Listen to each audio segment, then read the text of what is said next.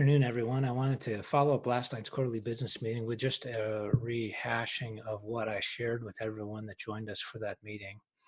First of all, I want to say thank you to all of those that participated in the church survey that I sent out. A whole bunch of people replied to that and shared your opinion, and I really, really appreciate that.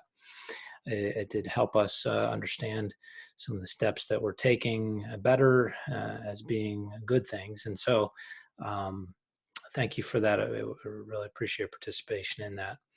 But what I want to share in this video is just our plan for relaunching in person as a church family. The deacons and pastors and I met recently and announced last evening that we are targeting Sunday, May 31, as the date that we're going to relaunch a modified in-person worship gathering here at Calvary. And I think it's important to share some backstory to that. And so let me just give you this background a little bit. On May the 7th, Governor Whitmer enacted Executive Order 77, which was actually an amendment of Executive Order 70.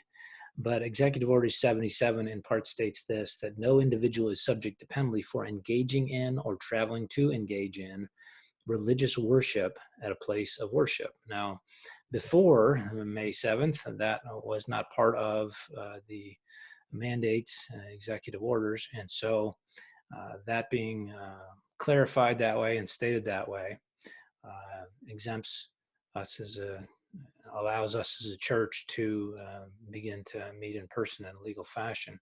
That Executive Order 77 also exempts churches from requiring face masks as a part of public gatherings.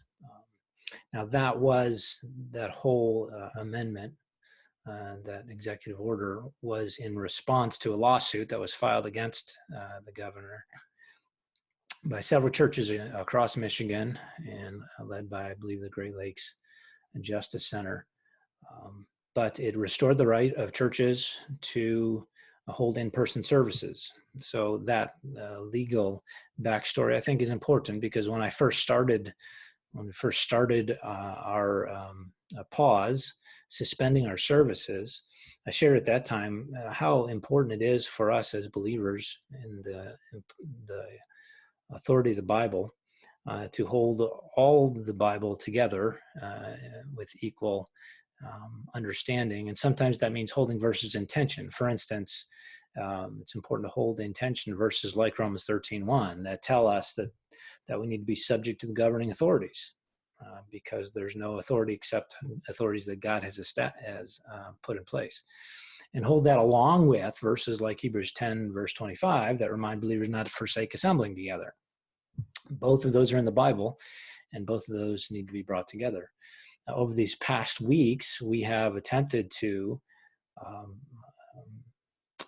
bring those verses together by gathering online for weekly worship and gathering virtually for midweek prayer time, while at the very same time respecting the state's mandates regarding gatherings. That part of it has now been removed with the decision on May the 7th. But there's also the other aspect of all of this, the important aspect of loving others and not wanting to participate in spreading a disease that can be deadly. And so while that first tension may be alleviated, allowing legal in-person worship gatherings, there's still the concern and the tension, if you want to use that word, of seeking to love our neighbors, care for those that are vulnerable, respect the concerns of our culture over the spread of this virus. And we all know Jesus said something about loving your neighbor as yourself that comes to bear on all of this and how this all ought to work out. So, the question is, how do you mesh all of this together? And that's not an easy task.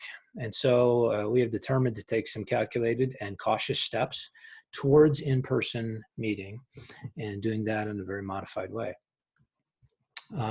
And doing that while at the same time, seeking to protect each other and respect the guidelines of agencies that are tasked with overseeing public health. During the time leading up to May 31, we will continue to work very hard at making some changes in our facility. The restrooms by then will hopefully be upgraded with touchless faucets and touchless paper towel dispensers and foot door openers. And our worship center is already set up to only allow seating in every other pew, and thereby provide some social distance for gathering in there.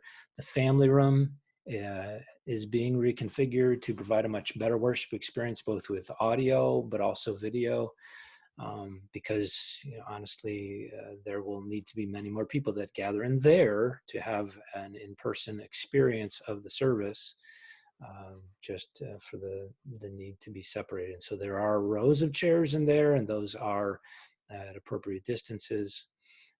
And so both of those rooms will be used on Sunday mornings. Now, when we gather on May the 31st, you're going to notice some things are radically different. And the first one is probably the biggest one. There will be no Sunday school, and there will be no childcare provided. There is only going to be one service, and that is the 10:45 a.m. worship service. There, we won't have any stretch time. There won't be coffee provided, anything like that. And in no Sunday school, it'll just become a 10:45 for one worship service. As you enter the building, greeters will open doors, or maybe we'll just have those doors propped open if the weather is nice enough, so no one needs to hopefully touch door handles. And as you come in, you'll notice stations that are obviously positioned with hand sanitizer. And if there are sermon notes or bulletins, we haven't made the determination yet. If they are there, they'll be stacked there for you to take your own, and so no one else will be handing things to anyone else. This next is a really important one, is a shared from the governor's executive order. Wearing masks in worship is welcome, but it is optional. We will have at those stations, at the entryways, a limited supply of disposable masks for those that don't have a mask that they're already using, that they're already wearing when they go into public places. The thinking behind that is that if you have already been wearing a mask, and you have a mask that you wear when you go in the store or whatnot, we just ask you to bring that along with you. Wear that to church. And if you want to wear a mask, that, like I said, that's welcome. But it would be best if you would just bring your own mask. But we will have some disposable ones there. We just only have a very limited supply of those. And it would ask for you to supervise the children, for instance, at those sanitizing stations as parents. Offering plates won't be passed during the service, but offering stations will be located where people can place their offering on the way out as they exit the end of the service. If you've been given online, we're really thankful for that. And I would encourage you to continue to do that way. That really would be preferable. Especially in light of the fact that we are not initially offering childcare, the service will be very limited in time. And so my goal is to keep the entire service less than 55 minutes compared to the 75 minutes that we normally have experienced over the years. And so things are going to be compacted and shortened down, and hopefully that makes it much more bearable for families. We do ask that families sit together. Most of you do that already, but that would just be something that we'd ask you to make sure that you do with your children. And this next one may seem kind of obvious, but it needs to be stated that if you feel any type of sickness or whatnot, please stay home and participate in church online. That's just the wisest choice to do. And then this other line is maybe a little bit more challenging. The elderly and those with compromised immune systems probably should also stay home too and participate in church online. That one is not something that we're going to police or supervise. Those of us that are grown up, you're adults, and each person, each family has to make your own choices. And we're going to respect that. If you choose and just believe, you're not ready to come back yet, that is totally fine. And we're glad for you to participate with our church as we have for these past weeks through Church Online. But you each have to make your own choice with that.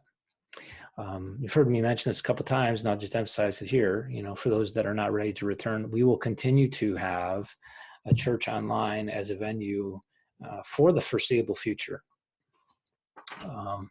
We're going to just continue to offer the same type of Sunday morning worship experience that you've had for the past 8 weeks or so for the foreseeable future. And so if you're not ready, or you feel it's not wise, or you're not feeling well, or you say without childcare, I think I'm going to stay home, please just still engage with Church Online.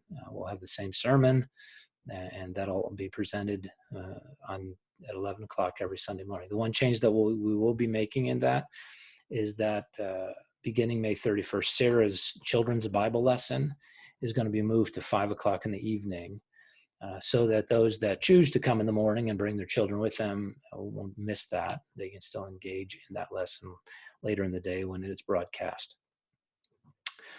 Changes to this plan will be implemented on a 2-week basis. And by that, I simply mean that we have to take a couple weeks at a time just to see how this works before we step toward altering it in any way, or we step towards any new phase. And so changes are going to be implemented only on a 2-week basis.